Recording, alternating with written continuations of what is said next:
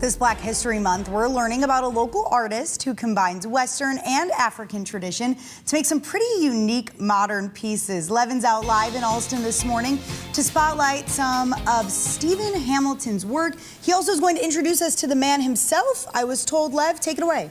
Yes. I'll tell you what, he's just wonderful to be here with him. And I will say this about Stephen Hamilton. First and foremost, tell me about the studio that you have here at Alchemy Station.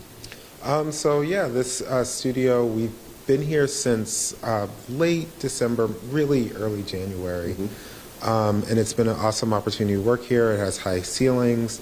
A lot of the wood carving work that I do requires a very specific type of space, especially because the pieces are very large.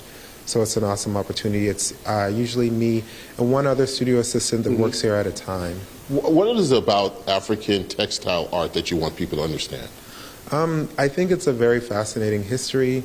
There are multiple very beautiful traditions, across the African continent with a very deep and rich history. And also that history is related to histories in the Americas.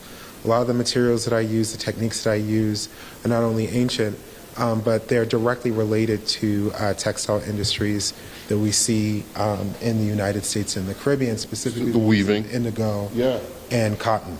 So tell me about the weaving and how this plays into it, because I know you loom and make sure that this all gets done as well. Everything is hand woven.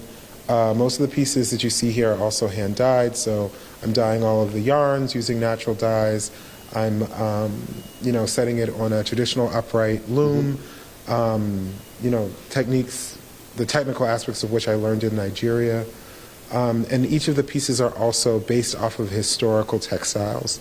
So I'm looking at textiles that were made as early as like the 13th century and using them as inspiration for pieces that are going to be incorporated in the larger installation. And real quick, you're going to be one of the artists featured at the Triennial that's coming up here. Just tell me about it and how excited are you about that?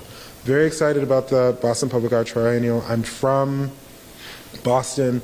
I'm a Roxbury native, so it's amazing to have the opportunity to participate, but also to show my work at Roxbury Community College, which is an institution in my community, in my neighborhood.